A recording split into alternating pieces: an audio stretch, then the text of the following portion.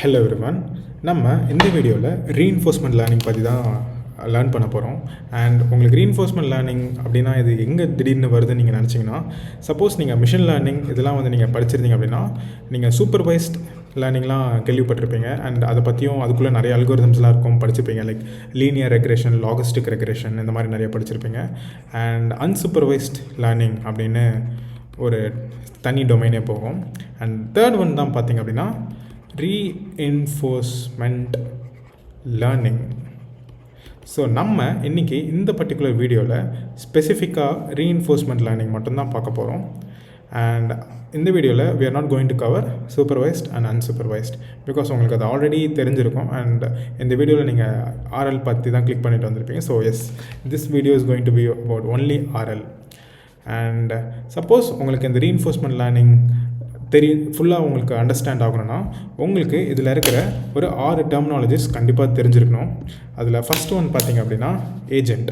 So you must know what is agent and what is environment, what is action, what is state, what is episode and what is policy. நான் எடுத்த உடனே உங்களுக்கு reinforcement learning பற்றி டெக்னிக்கலாக explain பண்ணலை. அதுக்கு முன்னாடி நான் உங்களுக்கு ஒரு குட்டி கதை சொல்ல போகிறேன். ஓகேங்களா? எஸ்.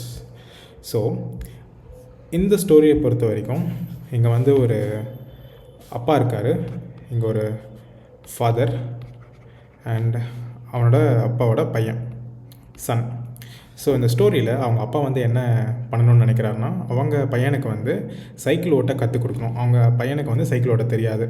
ஸோ இந்த ஸ்டோரியில் அந்த பையன் 100 மீட்டர்ஸ் கரெக்டாக சப்போஸ் கீழே விழாமல் கரெக்டாக சைக்கிள் ஓட்டிட்டா அவங்க அப்பா அவனுக்கு என்ன பண்ணுவார்னா, ஒரு 100 மீட்டர்ஸும் he will give him a reward. I hope you got this. So ஒரு 100 மீட்டர்ஸும் ரிவார்ட் கிடைக்கும். சப்போஸ் அவங்க கீழே அந்த பையன் 100 மீட்டருக்கு முன்னாடியே கீழே விழுறாங்க அப்படின்னா he will not get chocolate. Okay. So அவங்க அப்பா என்ன சொல்கிறாரு, நீங்கள் you have 10 attempts. So each attempt you will get a chocolate, 1 chocolate.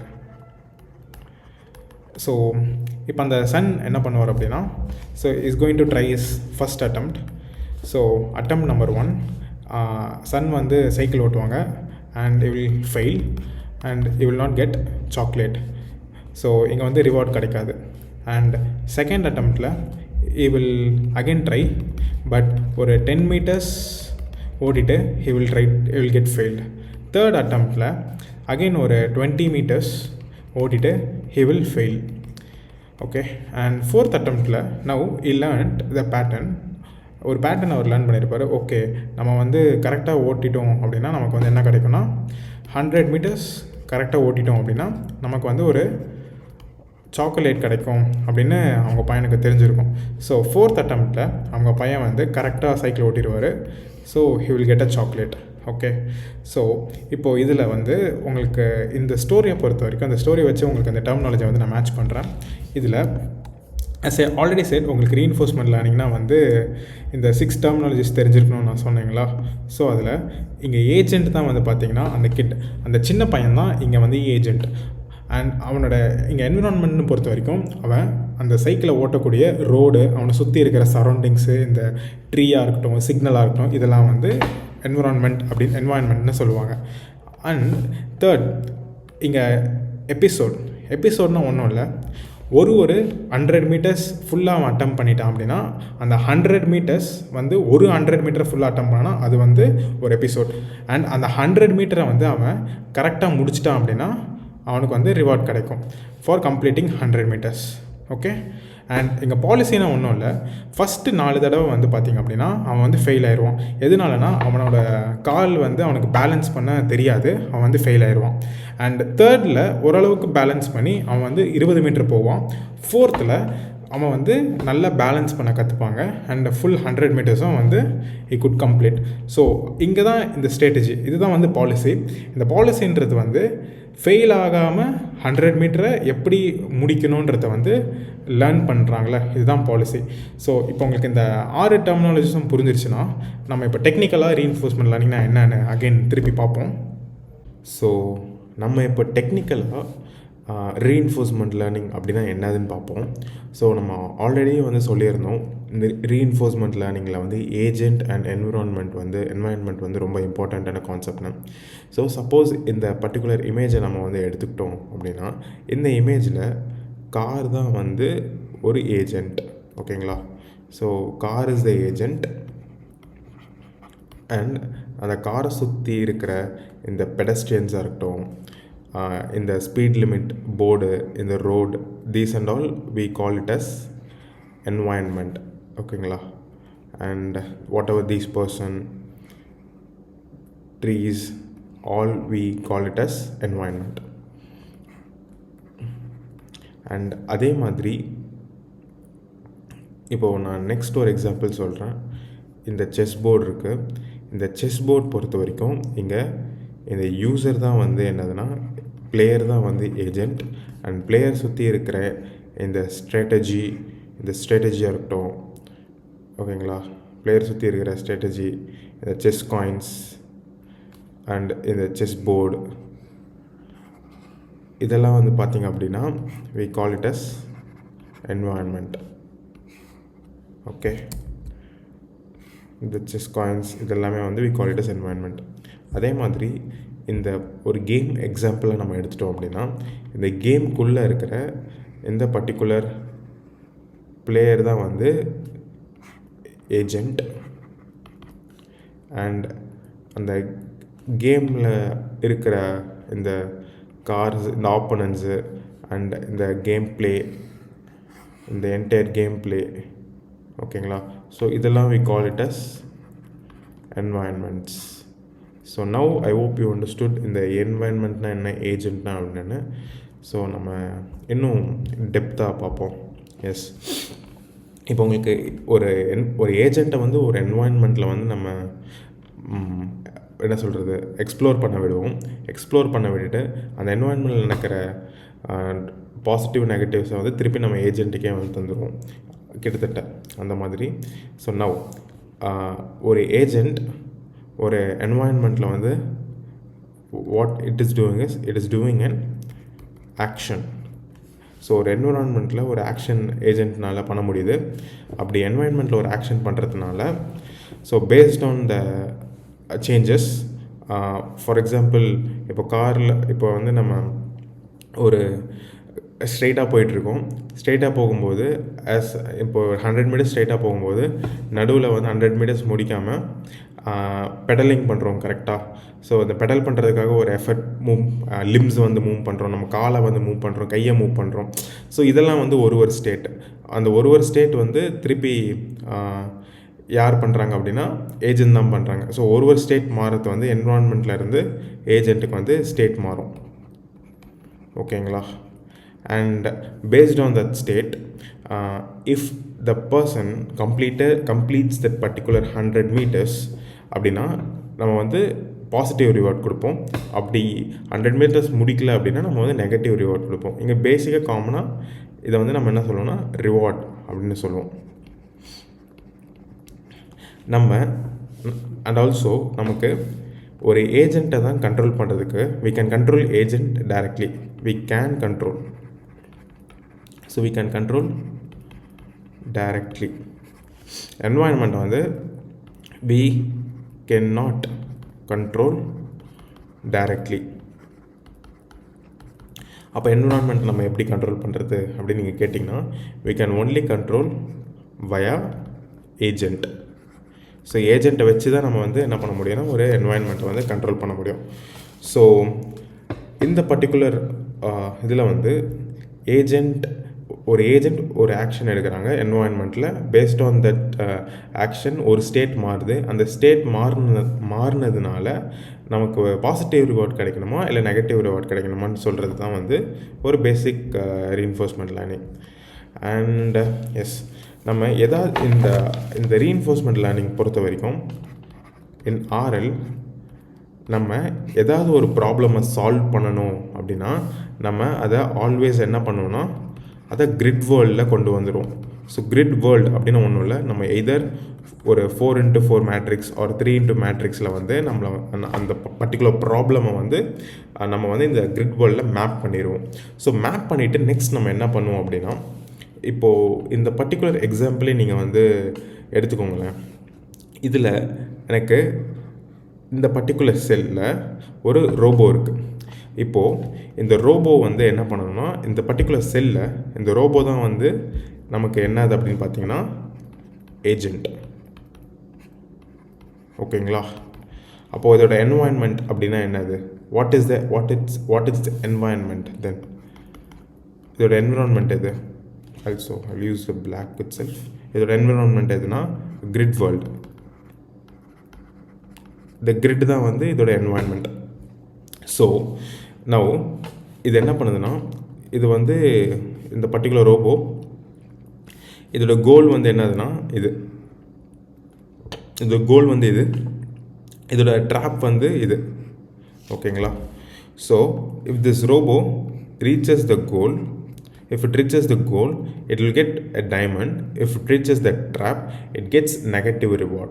So இப்போ இதோட ஆக்ஷன் எப்படி இருக்குன்னா, ஃபஸ்ட்டு இது ஒரு ஸ்டெப் எடுக்குது, it is moving 1 step ahead.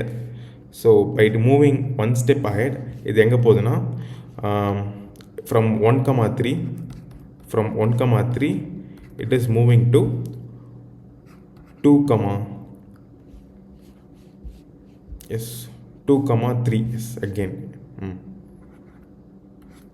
Okay. ஸோ 1,3லேருந்து இது வந்து 2,3 மூவ் ஆகுது. எனக்கு 2,3 மூவ் ஆகும்போது இங்கே நமக்கு என்ன சேஞ்ச் ஆகிருக்குன்னா, ஒரு ஸ்டேட் சேஞ்ச் ஆகிருக்கு. State changed. ஸோ இந்த ஸ்டேட் சேஞ்ச் ஆனதுனால நமக்கு என்ன கிடச்சிருக்கு ரிவார்டு அப்படின்னு நம்ம செக் பண்ணுவோம். ஸோ இப்போ நமக்கு இந்த ஒரு ஸ்டேட் சேஞ்ச் ஆகிருக்கு. இப்போ ரோபோ வந்து 2,3ல் இருக்குது. இதனால் எனக்கு என்ன ரிவார்டு கிடச்சிருக்கு? எனக்கு ரிவார்டு எதுவுமே கிடைக்கல. ஸோ நம்ம நெக்ஸ்ட் என்ன பண்ணலான்னா, இப்போது நெக்ஸ்ட்டு 2,4 போகணுமா இல்லை 2,3,3 போகணுமா அப்படின்னு நம்ம செக் பண்ணோம். சப்போஸ் நான் வந்து 2,4 போயிட்டேன் அப்படின்னா என்ன ஆகும்? 2,4 போயிட்டால் என்ன ஆகும்? ஸ்டேட் வந்து சேஞ்ச் ஆகும் அகெயின். கரெக்டாக? So the state has been changed. அப்போது இந்த டைம் ரிவார்டு என்னது நமக்கு? இந்த டைம் ரிவார்டு வந்து 2,4ல் என்ன இருக்குது? -1 இருக்குது. அவ்வளோதான். ரோபோக்கு வந்து 2,-1 கிடச்சிரும். பிகாஸ் இது வந்து ஒரு ட்ராப் ஸ்டேட். அப்போ ரோபோ வந்து மோஸ்ட்டாக இனிமேல் நெக்ஸ்ட் அட்டெம்ப்டில் வந்து அந்த ட்ராப் ஸ்டேட்டுக்கு போகக்கூடாது. ஸோ அப்போ நெக்ஸ்ட் அட்டெம்ப்டில் அந்த ரோபோ என்ன பண்ணும்? So it will not go to 2,3. Instead it will go to 3,3. Next அட்டெம்ப்டில் அகெயின் என்ன பண்ணும்? இந்த 3,3க்கு வரும். ஓகேவா? இப்போது 3,3க்கு வந்தால் இங்கே என்ன நடக்கும்? if I come to 3,3 again the state has changed, but what reward we are going to get? இந்த 3,3ல் நமக்கு இந்த 3,3ல் எந்த ரிவார்டுமே கிடைக்கல. So no reward, no penalty. Okay, so what we do is we go to next state. இப்போ 3,3லேருந்து நான் next என்ன பண்ணுறேன்னா 3,4க்கு move ஆகிறேன். ஸோ இந்த 3,4க்கு மூவ் ஆகும்போது எனக்கு இங்கே என்ன கிடைக்குது? மெயினாக I'm getting a positive reward of +1. Okay, so if I go to 3,4 I'm getting +1. இதுதான் எனக்கு கிடைக்கிற ரிவார்ட். ஸோ இது வந்து ஒரு reward. we call it as positive reward. So now உங்களுக்கு இந்த ஆர்எல்லை பொறுத்த வரைக்கும் நான் ஆல்ரெடி சொன்னது தான், ஆர்எல்ல 6 டெர்மினாலஜிஸ் ரொம்ப important. That is agent, environment and ஒரு என்விரான்மெண்ட்டில் வந்து நம்ம மூவ் பண்ணுறது. ஒரு என்விரான்மெண்ட்டில் அந்த ஏஜெண்ட் வந்து ஒரு செல்லேருந்து இன்னொரு செல் மூவ் ஆகுது அப்படின்னா அது வந்து ஒரு ஸ்டேட், இந்த ஒரு கிரிட்டை பொறுத்த வரைக்கும் நமக்கு each grid we call it as what, each grid, இப்போ இந்த ஒரு கிரிட் இருக்குன்னா இந்த ஒரு கிரிட்டை வந்து நம்ம ஒரு ஸ்டேட் அப்படின்னு சொல்லுவோம், இன்னொரு கிரிட்டை இன்னொரு ஸ்டேட் அப்படின்னு நம்ம சொல்லுவோம். So each grid we call it as a state. ஓகேவா? ஸோ இந்த ஆர்எல் பொறுத்த வரைக்கும் you need to know what, you need to understand what is agent, environment, கிரிட்னா என்ன, தட் இஸ் ஸ்டேட்னா என்ன, ஆக்ஷன்னா என்ன. ஸோ இதெல்லாமே உங்களுக்கு தெரிஞ்சிருக்கணும். அண்ட் இப்போது இந்த ரோபோ வந்து ஃபஸ்ட் அட்டெம்ப்டில் என்ன பண்ணுச்சுன்னா 3 ஸ்டெப்பில் -1 போயிடுச்சு, 2 ஸ்டெப்பில் -1 போயிடுச்சு. ஸோ அப்போ ஃபஸ்ட் அட்டெம்ப்டில் இது ஃபெயில் ஆகிடுச்சு, செகண்ட் அட்டெம்ப்டில் கரெக்டாக போயிடுச்சு. ஸோ இந்த மாதிரி இது எடுத்த உடனே 2 அட்டெம்ப்டில் கரெக்டாக போயிடுமான்னு கேட்டிங்கன்னா கிடையாது. ஸோ இது ஒரு 10 அட்டெம்ப்டில் கரெக்டாக போகலாம். ஸோ இந்த 10 அட்டெம்ப்டை வந்து நம்ம என்ன சொல்லுவோம்னா எபிசோட் அப்படின்னு சொல்லுவோம். சாரி, ஒரு அட்டெம்ப்ட் ஃபுல்லாக பண்ணுச்சு அப்படின்னா அது வந்து ஒரு எபிசோட், 1 எபிசோட். ஸோ ஒரு ஸ்டார்ட் டு எண்டு போச்சு அப்படின்னா we call it as 1 episode. ஓகேங்களா? ஸோ டோட்டல் எபிசோடு எத்தனைனா ஒரு 10 நம்ம அசியூம் பண்ணிக்கிட்டோன்னா 10 எபிசோடு அதை கரெக்டாக பண்ணணும். Yes. So that's what RL is all about. RL பொறுத்த வரைக்கும் உங்களுக்கு ஏஜெண்ட்டை வந்து பில்ட் பண்ணி அந்த ஏஜெண்ட்டை ஒரு கிரிட் வேர்ல்டு சிஸ்டமில் மேப் பண்ணிவிட்டு அதை என்வாயன்மெண்ட்டில் நம்ம பாஸ் பண்ணுவோம். ஸோ பாஸ் பண்ணால் agent will navigate to its goal state. In between அது வந்து ஒரு ட்ராப்பை வந்து ஃபைண்ட் பண்ணுதுன்னா again it needs to overcome by its iteration. இந்த எபிசோட்ஸ் எத்தனை டோட்டலாக இருக்கோ அதை ஹைட்ரேட் பண்ணி it needs to go to the goal state. So now you understand again. இப்போ இந்த ஆர்எல்லை பொறுத்த வரைக்கும் நமக்கு ஏஜென்ட்னு சொல்கிறோம்ல, ஆனால் ஆர்எல்லில் ரொம்ப இம்பார்ட்டண்ட்டான கான்செப்ட் என்னதுன்னா to build the policy. So பாலிசினா ஒன்றும் இல்லை, that it is basically a strategy. For example அந்த அப்பாவும் பையனும் ஒரு எக்ஸாம்பிள் நான் கொடுத்துருந்தேன்ல, அதில் அந்த பையன் வந்து சைக்கிள் ஓட்ட கற்றுப்பான். கரெக்டாக learn to ride bicycle. So அப்போ சைக்கிள் ஓட்டணுன்னா ஃபஸ்ட்டு டைம் அவன் வந்து என்ன பண்ணுவான், first time he will fail, but second time என்ன பண்ணுவான், he will move his limbs and legs and he tries to pedal. Okay, அப்போது இந்த லிம்பை மூவ் பண்ணுறது, இந்த லெக்ஸை மூவ் பண்ணுறது, இதெல்லாம் தான் வந்து we call it as policy. So இந்த ஆர்எல் பொறுத்த வரைக்கும் we call this policy as pi. ஓகேவா? ஸோ பாலிசியை வந்து நம்ம பை அப்படின்னு சொல்லுவோம். அண்ட் இதுதான் வந்து as I already said, it is the ultimate thing. ஓகேவா? ஸோ இந்த பாலிசி பையை வந்து நம்ம எப்படி கண்ட்ரோல் பண்ணலான்னா, either we can control it using action or we can control it using state. So action value வச்சு நம்ம கண்ட்ரோல் பண்ணலாம், இல்லை ஸ்டேட்டை வச்சு கண்ட்ரோல் பண்ணலாம். ஸோ கண்ட்ரோல் அண்ட் ஆல்சோ இந்த பர்டிகுலர் பேராமீட்டரை வந்து நம்ம ஒரு எப்போவுமே ஃபுல்லாக கண்ட்ரோல் பண்ண மாட்டோம், ஒரு 20% கண்ட்ரோல் பண்ணலாம், இல்லை ஒரு 10% கண்ட்ரோல் பண்ணலாம்.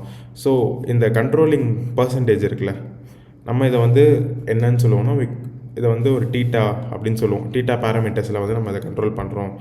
ஸோ அதனால் இங்கே நம்ம டீட்டா அப்படின்னு போட்டுப்போம். So basically policy is the strategy.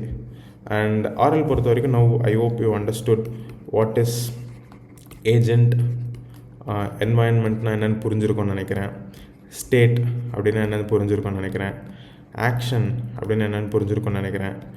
5th one episode, 6th one policy.